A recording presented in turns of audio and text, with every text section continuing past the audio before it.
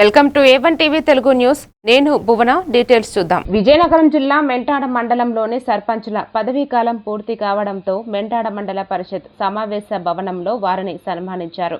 సర్పంచ్లను MPP Reddy సన్యాసి నాయుడు సత్కరించి గ్రామంలో ప్రజాప్రతినిధుల సేవలో మరువలేనివని కొనియాడారు.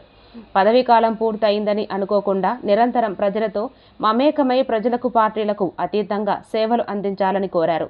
ఎంపీడీఓ సుదర్శన్ పాల్గొన్నారు. ఈ కార్యక్రమంలో పంచాయతీ అధికారి విమల కుమారి, వైస్ ఎంపీపీలు సారికి ఈశ్వరరావు పాల్గొన్నారు.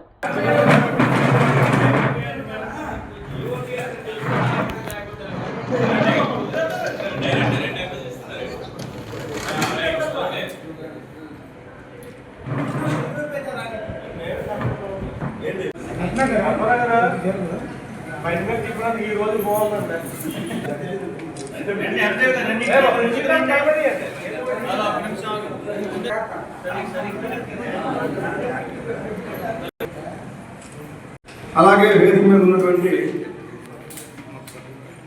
ఇద్దరు వైస్ ఎంపీలకు, జడ్పీటీసీ ప్రతినిధి గారికి, ఈఓపీఎన్ గారికి, ఎండిఓ గారికి, అలాగే పత్రికా విలేకరులకు నమస్కారాలు తెలియజేసుకుంటున్నాను.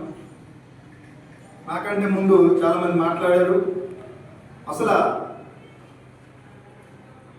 గతంలో మాదిరిగా వారు మన 2019లో తర్వాత వచ్చినటువంటి రాజకీయం మనం చేపట్టినటువంటి అందరూ కూడా సర్పంచులు అవ్వచ్చు, ఎంపీటీసీలు అవ్వచ్చు, అందరూ కొత్తవారు అన్నారు.